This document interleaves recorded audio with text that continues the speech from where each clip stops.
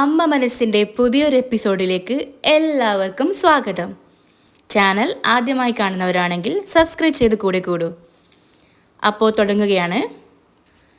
അമ്പലനടയിൽ വെച്ച് സിദ്ധാർത്ഥ് ചന്ദ്രികയോട് പറയുകയാണ്, ദേ നോക്ക്, സമ്മതമാണെങ്കിൽ ഒന്ന് മൂളിയാൽ മാത്രം മതി, ബാക്കിയൊക്കെ ഞാൻ ചെയ്തോളാം. അവൾ പ്രേമത്തോടെ അവനെ നോക്കുകയാണ്, എന്താ പറയണ്ടേന്നറിയാതെ. അവളൊന്നും പറയാതെ പുഞ്ചിരിച്ചുകൊണ്ട് നടന്നു നീങ്ങിയായിരുന്നു. അപ്പോൾ അവളുടെ കയ്യിലെ പൂക്കുട്ടിൽ നിന്ന് ഒരു പനിനീർ പൂവ് അവിടെ വീണു. ആ പൂവെടുത്ത് സിദ്ധാർത്ഥ് വിളിച്ചു, ഏയ് ചന്ദ്രികേ. അത് അവൾക്ക് നേരെ നീട്ടി. അവളൊന്നും മിണ്ടാതെ നോക്കി നിന്നു. വളരെ മനോഹരമായ ഒരു പ്രണയ നിമിഷമായിരുന്നു. അപ്പോൾ അവൾ തിരിച്ച് പതിയെ അവൻ്റെ അടുത്തേക്ക് തന്നെ വന്നു. അവളത് കൈനീട്ടി വാങ്ങിച്ചു. രണ്ടുപേരും കൂടിയുള്ള ഒരു നല്ല പ്രണയ നിമിഷമായിരുന്നു അത്. അവൾ തിരിച്ചു നടന്നു. അവൻ സന്തോഷത്തോടെ ഇങ്ങനെ നോക്കി നിന്നു അവൾ പോകുന്നത്. പിന്നെ കാണിക്കുന്നത് ഓഫീസാണ്. അവിടെ മാഗിയുടെ ക്യാബിനിൽ മാഗി എന്തൊക്കെയോ നോക്കിക്കൊണ്ടിരിക്കുകയാണ്. അങ്ങോട്ടേക്ക് ഹായ് പറഞ്ഞുകൊണ്ട് മനീഷ് വരുന്നുണ്ട്. അവൻ എന്തോ കാർഡ് നീട്ടിക്കൊണ്ട് ഹാപ്പി വുമൻസ് ഡേ മേഘ എന്ന് പറഞ്ഞ് അവൾക്ക് കൊടുത്തു. അപ്പോൾ ദേഷ്യത്തോടെ മേഘ പറയാണ്, എന്താ മനീഷ് ഇതൊക്കെ? ഞാൻ നിങ്ങളോട് വിമൻസ് ഡേക്ക് ഗ്രീറ്റിംഗ്സ് വേണമെന്ന് പറഞ്ഞോ? എന്നെ പരിചയമുള്ളതായിട്ട് കാണിക്കരുതെന്ന് ഞാൻ മുൻപേ പറഞ്ഞതല്ലേ നിങ്ങളോട്? പിന്നെ എന്തിനാ എൻ്റെ ക്യാബിനിൽ വന്ന് ഇങ്ങനെയൊക്കെ ബിഹേവ് ചെയ്യുന്നത്? അവന് സങ്കടമായി. അപ്പോൾ പറഞ്ഞു, ശരി ശരി, അതെൻ്റെ ടേബിളിൽ വെച്ചുകൊണ്ട് പോയിക്കോ. ഓക്കെ മേഘ. അവളെ കുറച്ചു നേരം നോക്കിക്കൊണ്ട് മനീഷ് പറഞ്ഞു, ഈ സാരിയിൽ നീ വളരെ സുന്ദരിയായിരിക്കുന്നു. അപ്പോൾ അവൾ, thank you so much. Siddharth വരുന്നതിന് മുൻപ് വേഗം എങ്ങനെ പോവാൻ നോക്ക്. എന്താ മേഘ? സിദ്ധാർത്ഥ് സാർ ഉണ്ടെങ്കിലല്ലേ പ്രശ്നമുള്ളൂ, അദ്ദേഹം ഇപ്പോൾ ഇവിടെ ഇല്ലല്ലോ. പിന്നെ എന്തിനാ എന്നോട് ഇങ്ങനെ ടെൻഷനായി സംസാരിക്കുന്നേ? അവൾ വെപ്രാളത്തോടെ പറഞ്ഞു, നിനക്ക് സിദ്ധാർത്ഥിനെ കുറിച്ച് അറിയില്ല. അവനെല്ലാം സംശയദൃഷ്ടിയോട് മാത്രമേ നോക്കുള്ളൂ. ഇത്രയും സമയം നമ്മൾ സംസാരിച്ചുകൊണ്ടിരിക്കുന്നത് അവൻ കണ്ടാൽ ഉറപ്പായി അവന് ഡൗട്ട്. അങ്ങനെ പറഞ്ഞ് പൂരിപ്പിക്കുമ്പോഴത്തേനും ആ ക്യാബിനിലേക്ക് സിദ്ധാർത്ഥ ഡോർ തുറന്നു വന്നു. മേഘ ഞെട്ടിപ്പോയി. അവൻ വളരെ കേഷ്വലായി വന്ന്, ഹായ് മേഘ, ഗുഡ് മോർണിംഗ് മനീഷ് എന്നും പറഞ്ഞ് അവന് ഷേക്ക് ഹാൻഡ് കൊടുത്തു. എന്നിട്ട് അവൻ മേഘയോട് ചോദിച്ചു, മേഘ എന്തോ ഒരു ഡൗട്ടിൻ്റെ കാര്യമൊക്കെ പറഞ്ഞത്, എന്താ കാര്യം? ഇത് കേട്ട് മേഘ മനീഷിനെ നോക്കിയൊന്ന് പരിങ്ങി. അപ്പോൾ അതിൽ നിന്ന് അവളെ രക്ഷിക്കാൻ വേണ്ടി മനീഷ് പറഞ്ഞു, ഒന്നുമില്ല സാർ, അത് പിന്നെ സെയിൽസിൻ്റെ കാര്യം ഒരു ഡൗട്ട് വന്നപ്പോൾ അത് ചോദിക്കാനാണ്. അതാ ഞാൻ മാഡത്തിനോട് ചോദിച്ചുകൊണ്ടിരുന്നത്. അത് മാഡം ക്ലാരിഫൈ ചെയ്തു സാർ. അപ്പോൾ സിദ്ധാർത്ഥ് ആകട്ടെ രണ്ടുപേരെയും ഒന്ന് മാറി മാറി നോക്കി. പെട്ടെന്ന് സിദ്ധാർത്ഥ് ചോദിച്ചു, മനീഷിനെ എവിടെയോ കണ്ടതുപോലെ ഉണ്ടല്ലേ? എന്താ മേഘ, നീ മനീഷിനെ എവിടെയെങ്കിലും വെച്ച് കണ്ടിട്ടുണ്ടോ? അവൾ പരിഭ്രമിച്ചുകൊണ്ട് പറഞ്ഞു, ഇല്ല ഇല്ല ഇല്ല സിദ്ധാർത്ഥ്. സിദ്ധാർത്ഥ് പിന്നെയും സംശയിച്ചുകൊണ്ട് പറയാണ്, പക്ഷേ ഞാൻ ഇവനെ എവിടെയോ കണ്ടിട്ടുണ്ട്, പക്ഷെ അത് എവിടെയാണെന്ന് ഓർമ്മ കിട്ടുന്നില്ല. ആ പോട്ടെ, ഏതെങ്കിലും ഒരു ദിവസം ഓർമ്മ കിട്ടും, അപ്പോൾ നോക്കാം. അപ്പോൾ മനീഷ്, ഓക്കെ സാർ, ഞാനെന്നാൽ പോട്ടെ sir. Okay Manish, carry on. സിദ്ധാർത്ഥും തിരിച്ച് അവൻ്റെ ക്യാബിനിൽ വന്നിരുന്നു. അവനവൻ്റെ ജോലിയിലേക്ക് തിരിഞ്ഞ ഒരു നെടുവീർപ്പിട്ട് മേഘ ഇങ്ങനെ ചിന്തിച്ചു, ഹോ, കുറച്ച് സമയത്തേക്ക് എൻ്റെ ജീവൻ പോയി. സിദ്ധാർത്ഥിൻ്റെ കയ്യിലുള്ള മനീഷിൻ്റെ ഫോട്ടോസൊക്കെ നശിപ്പിച്ചത് നന്നായി, അല്ലെങ്കിൽ അവൻ പെട്ടെന്ന് കണ്ടുപിടിച്ചേനെ. അങ്ങനെ അവൾ സ്വയം മൈൻഡൊക്കെ കൂളാക്കി വെച്ചിരുന്നു. പിറ്റേന്ന് രാവിലെ കാണിക്കുന്നത് ഒരു ആലിൻ ചുവട്ടിൽ നിന്ന് മനോഹർ ഇങ്ങനെ നടക്കുന്നതാണ്. അയാളെടുക്ക് പറയുന്നുണ്ട്, എന്തിനായിരിക്കും മേഘ എന്നോട് വരാൻ പറഞ്ഞത്? ശരി വരട്ടെ, അവളോട് തന്നെ ചോദിച്ച് മനസ്സിലാക്കാം. എന്താ ഇത്ര സമയമായിട്ടുള്ളൂ വരാത്തത്? ഒരുപക്ഷെ എന്നോട് വരാൻ പറഞ്ഞത് അവൾ മറന്നുപോയി കാണുമോ? എന്തായാലും മേഘയെ ഒന്ന് ഫോൺ ചെയ്ത് നോക്കാം എന്നും പറഞ്ഞ അയാൾ ഫോൺ എടുക്കുകയാണ്.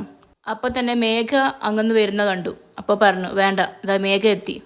മേഘ കാറിൽ നിന്നിറങ്ങി, അമ്മാവാ, എന്തൊക്കെയാ, സുഖല്ലേ? എന്തോ നിന്റെ സഹായം കൊണ്ട് ഞാൻ നന്നായിരിക്കുന്നു മോളെ. നീ തരുന്ന പണം കൊണ്ട് 3 നേരം നന്നായിട്ട് ഭക്ഷണം കഴിക്കുന്നു ഞാൻ. പറയൂ മോളെ, എന്തിനോട് വരാൻ പറഞ്ഞത്? ഒരു പ്രധാനപ്പെട്ട കാര്യമുണ്ട് അമ്മാവാ. എന്താ മോളെ കാര്യം? എന്താണെന്ന് വെച്ചാൽ പറയ്.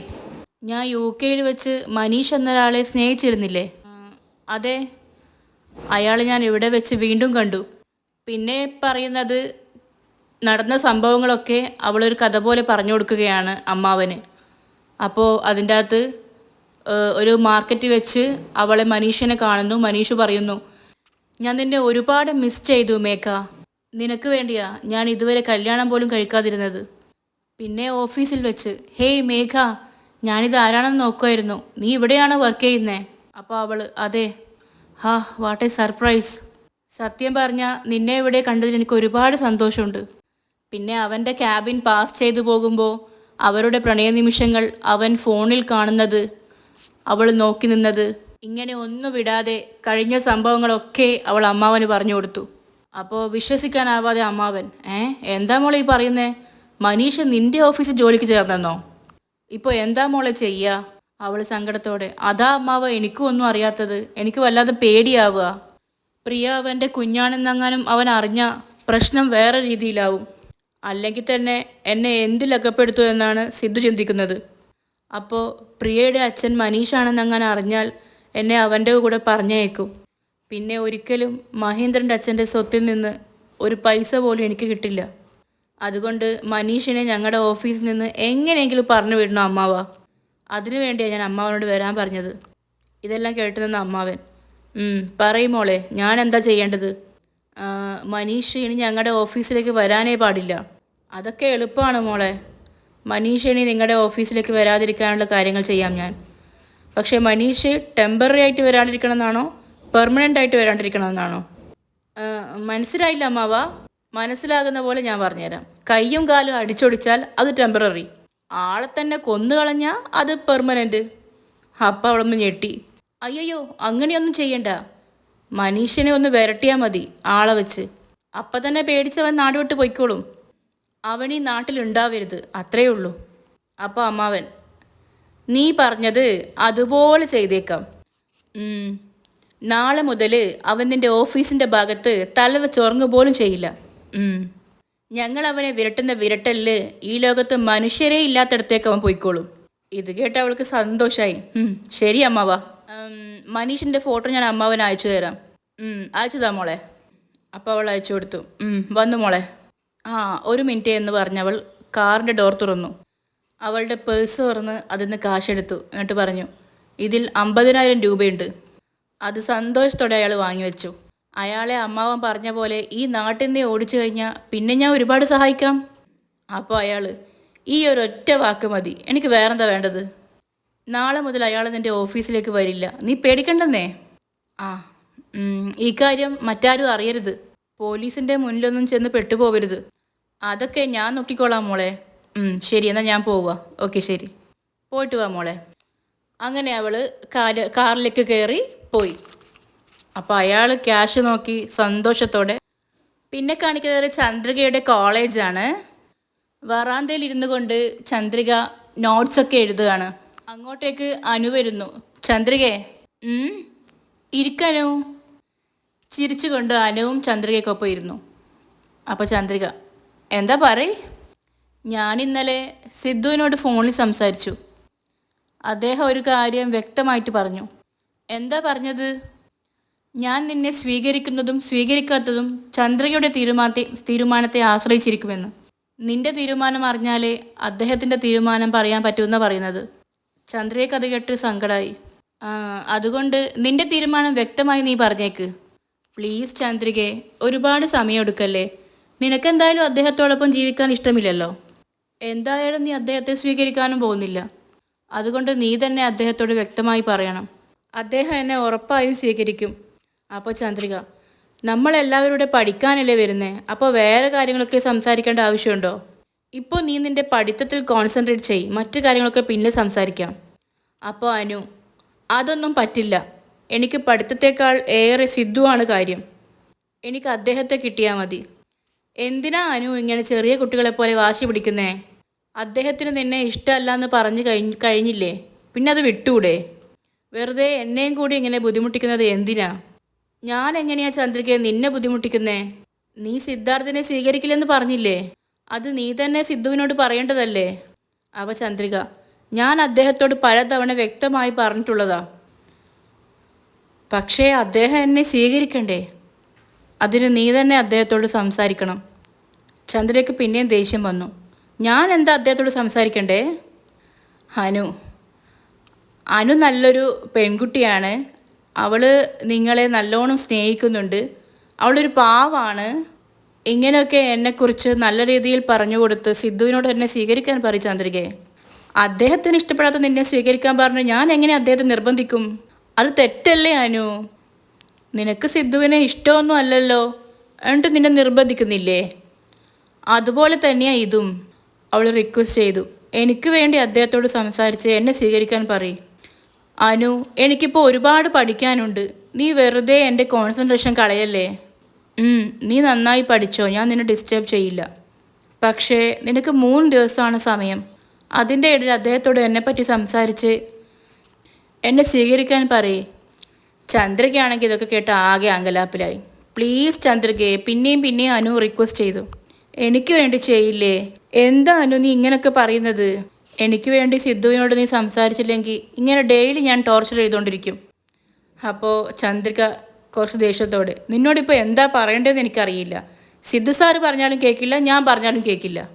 അനു വാശിയോടെ, അതൊന്നും പറ്റില്ല, നിനക്ക് 3 ദിവസം സമയം. അതിനുള്ളിൽ സിദ്ധാർത്ഥ് സാറിനോട് സംസാരിച്ച് എന്നെ വിവാഹം കഴിക്കാൻ പറയും. ഇതും പറഞ്ഞ് അവൾ അവിടെ നിന്ന് എണീറ്റ് പോയി.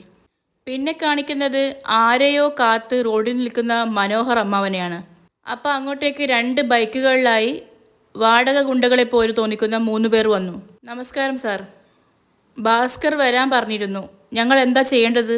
അപ്പോൾ അമ്മാവൻ പോക്കറ്റിൽ നിന്നൊരു ഫോട്ടോ എടുത്ത്, ഈ ഫോട്ടോയിൽ കാണുന്നവനെ ഒന്ന് വിരട്ടണം. നിങ്ങൾ വിരട്ടുന്ന വിരട്ടിന് അവൻ ഈ രാത്രി തന്നെ നാട് വിടണം. അപ്പോൾ അതിലൊരുത്തൻ, അതിനെന്താ ഏട്ടാ, വിരട്ടിയാൽ പോരെ?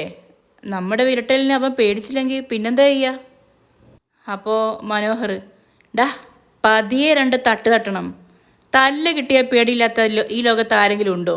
ശരിയേട്ടാ, അവൻ എപ്പോൾ ഏത് റൂട്ടിൽ കൂടി വരുമെന്ന് പറ. അവനെ വിരട്ടി നമുക്ക് ഈ നാട്ടിൽ നിന്ന് തന്നെ പറഞ്ഞു വിടാം. അവൻ ഇന്ന് രാത്രി 8 മണിയാകുമ്പോൾ KK നഗറിലെ ദേവീക്ഷേത്രത്തിൻ്റെ എതിർവശത്തുള്ള ഒരു ചായക്കടയില്ലേ, അവിടേക്ക് വരും. അവൻ വന്ന ഉടനെ ഞാൻ തന്നെ നിങ്ങൾക്ക് ഫോൺ ചെയ്യാം. അതിനുശേഷം നിങ്ങൾ എത്തിയാൽ മതി. ശരി സാർ. അപ്പോൾ പോക്കറ്റിൽ നിന്ന് കുറച്ച് ക്യാഷ് എടുത്തു മനോഹർ. ഇതൊരു 5000 രൂപയുണ്ട്, ബാക്കി അവൻ്റെ നാട്ടിൽ നിന്ന് ഓടിച്ച ശേഷം തരാം.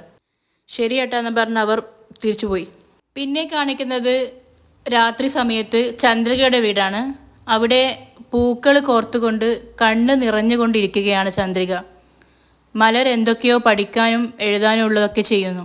അവൾ പൂക്കൾ കെട്ടുന്നുണ്ടോ എന്നേ ഉണ്ടായിരുന്നുള്ളൂ. എന്തൊക്കെയോ ആലോചിച്ച് കരഞ്ഞുകൊണ്ടിരിക്കുകയാണ്. അവളുടെ ഓർമ്മയിൽ രാവിലത്തെ അമ്പലത്തിലെ സംഭവം വന്നു. സിദ്ധാർത്ഥ് അവളോട് പറയുന്നു, ദേ നോക്ക്, ഇഷ്ടമാണെങ്കിൽ ഒന്ന് മൂളിയാൽ മതി, ബാക്കിയൊക്കെ ഞാൻ നോക്കിക്കോളാം. പിന്നെ ഓർത്തത് അനുവിൻ്റെ വാക്കുകളാണ്. എൻ്റെ വീട്ടിൽ എനിക്ക് ആലോചന നോക്കുന്നുണ്ട്. എനിക്ക് സിദ്ധുവിനെ വിവാഹം കഴിക്കാൻ ആഗ്രഹം. ഞാൻ സിദ്ധുവിനോട് നീ പറഞ്ഞത് പറഞ്ഞു. അതിനദ്ദേഹം എന്താ പറഞ്ഞതെന്നറിയാവോ? ചന്ദ്രിക നിന്നെ സ്വീകരിച്ചില്ലെങ്കിൽ ഞാൻ നിൻ്റെ സ്നേഹം അക്സെപ്റ്റ് ചെയ്യാമെന്ന്. ഈ ഓർമ്മകളൊക്കെ കൂടി അവളുടെ മനസ്സിൽ അലയടിച്ചു വന്നു. അവൾ കരഞ്ഞുകൊണ്ടിരിക്കുന്നത് മലർ ശ്രദ്ധിച്ചു. അമ്മേ, എന്തിനാ അമ്മേ കരയുന്നേ?